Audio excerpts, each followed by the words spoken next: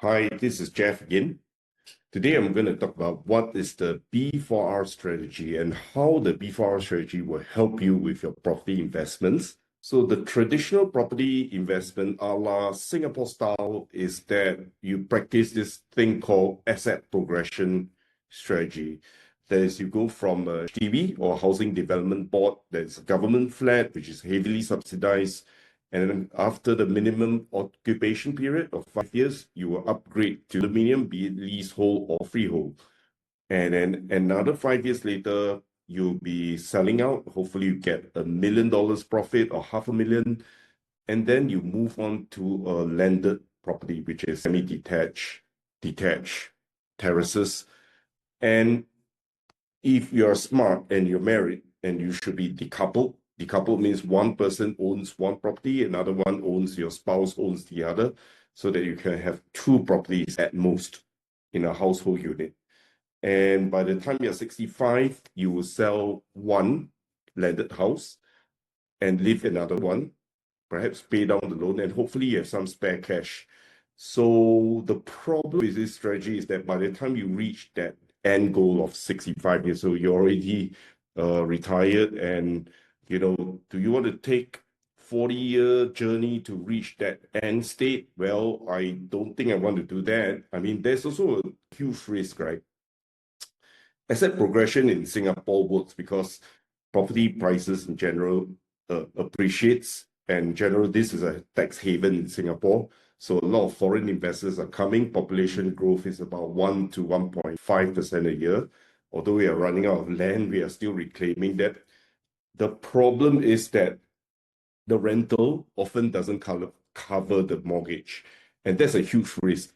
So even when you asset progress, your loans get bigger. From a HDB, you could have bought it for 600,000 Singapore dollars or $500,000 US, and your loan is only about 300,000-400,000 US. By the time you sell it, yes, you may have $600,000 of cash, and then you top up a little bit to buy a condominium, but your loan will have grown to about $1 million, because a condo is about 1.5 to 2 million at least, so $1 million to $1.5 million.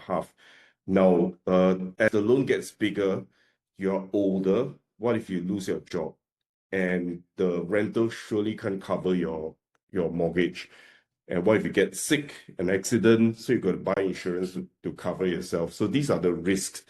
Okay, they are not self-sufficient. While waiting for the capital appreciation, you simply aren't getting that security of the rental income paying for the property itself. Now, what about industrial? Well, industrial properties in Singapore, the government has stopped producing 60-year leases. So the longest lease probably about 45 years left. And the rental yield, well, 15 years ago, the rental yield was probably 8 to 10%. Right now, it's about 5 to 6% for leasehold. So if you buy a brand new one that's 30 years left, if you have a holding period of 5 years before you flip it, who are you going to sell it to with 25 years left at 5% yield? In the past, 10% yield, 8% yield, yeah, you can still sell it at 6. So the only people that you're going to sell it to are the tenants. Hopefully that business is doing well, and they felt that this place they love the location and they're not willing to move. So when the lease is short, it is a huge problem. 30 years is a depreciation of 3%, right, per year, and it accelerates, yeah. So 45 years lease, if you can get it at about 6% yield, maybe you can make some money, but the capital appreciation will not be the same. Leasehold behaves differently. Now, freehold industrial, the yields do not make sense. It's about 1 to 2% yield and can't even cover your mortgage. So that's like a residential kind of investments, but you can buy multiple. So I'm just telling you the risk behind it. So in some countries, they allow you to buy unlimited number of residential properties without ever increasing taxes. So in these countries, you can buy one property, get a mortgage of 75% loan to value ratio, wait for appreciation, and then refinance, take out money to invest in another. So 3 years later, take out more money to invest in another 2. So by the end of year 10, you could have 10 properties in 10 years. And this is called the BRRR strategy or the B4R strategy. So what do you do after the 10 years? The first property that you bought could have appreciated so much that it could have doubled in value. So you could sell that first and second property away and then get some cash back and pay down the loan of the balanced property, thereby increasing your cash flow because the LTV will have dropped. So for this to work, you need a rental income that is higher than mortgage payments. So Singapore certainly doesn't achieve that. Otherwise, the more you buy, the bigger your negative cash flow is. So if you own 10 residential properties in Singapore, my goodness, I've known people with negative 30,000 a month kind of burden on them. So it is quite crazy. So secondly, you need an almost guaranteed capital gains. So wherever you go, whether it be Malaysia, US, and UK, landed properties are the way to go due to the lack of supply. And I was specifically referring to landed in the UK. So we advocate the B4R strategy, which is the buy, refurb, rent, refinance, and recycle strategy. Now, why don't we buy REITs? I have done substantial studies on REITs. The average return is 7 to 10%. That's because REITs, generally, if you check the NAV per unit increase, it's been quite slow. Even if you take post-COVID, the NAV increase per unit is about 1 to 2%. You can do better. So the total returns are about 7 to 10% annualized return.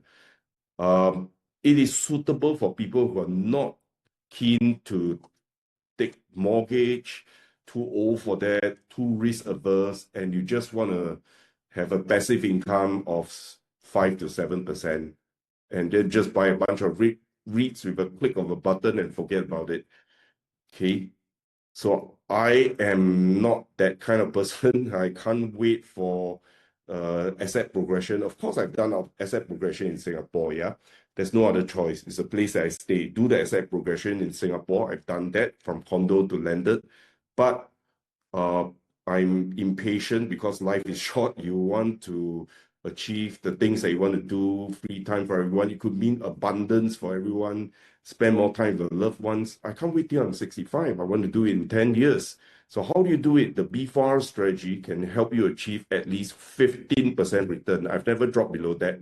Annualized return, total returns with leverage, and over 50% annualized return, even more. I've done even 100% return. So E&O teaches you that you must invest in cities where the population is growing.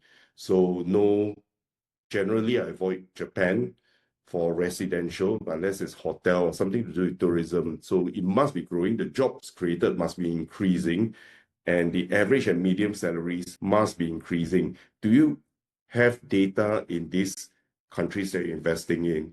Right. So I've heard about Bali and all that. I don't have the data, so I really can't do it. So in developed countries, you get ample data, you roughly know which cities to target.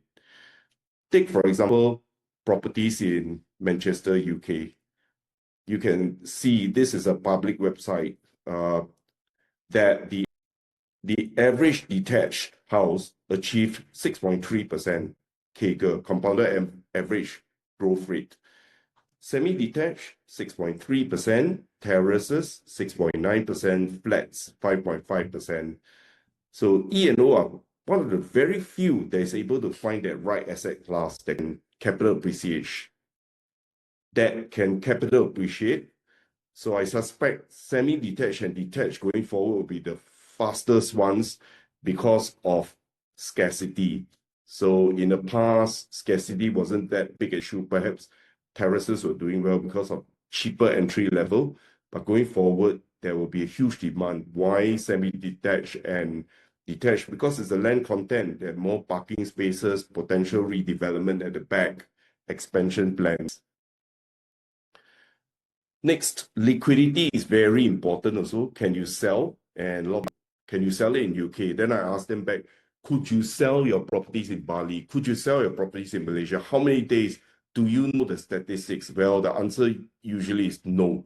So in the UK, we do have the data for that, and it takes roughly about 35 days to sell for properties right from 0 to 1 million pounds.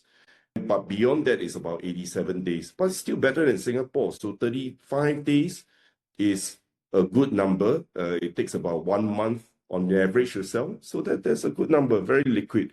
Let me give you more evidence. Over here is the number of bedrooms and the days itself. No surprise, 1 bedroom investor grade kind of asset, 68 days, the worst. 2 bedrooms, 37 days, 3 bedrooms, 31 days, 4 bedroom, 40 days, 5 bedrooms, 58. I suspect that the market is flooded with 1 to 2 bedrooms, so there's a lot of supply. 3 and above will become a bigger demand, and there's scarcity because developers are not building the 3 to 4 to 5 bedrooms or more anymore, and definitely not, very rarely in apartments.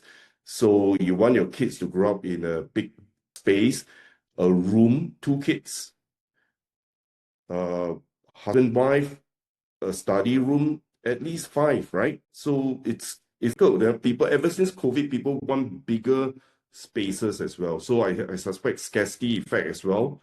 The 3, 4, 5 bedrooms and above will be taking faster to sell. So very liquid.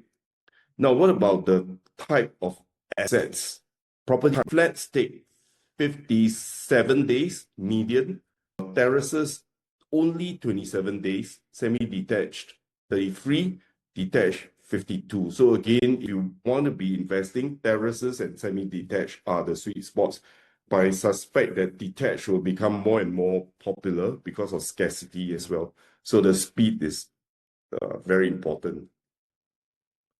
Next thing, the last 2 slides I'll talk about is high and low density project. On top here is where we look at projects that are very highly dense, and perhaps on top is like Hong Kong, and then below are a bunch of small apartments, block projects in Melbourne. Now, between the two, I would say that the land contents, say a project or like above, is a new project, high density building, for example, is $200 million. Land is 100, total is 300. So 10 years later, the building has depreciated. For surely buildings depreciate, they cannot appreciate, right? So depreciated by 20% is devalued to 160 million. The land could have doubled to 200 mil. So total valuation of the project is 360 mil.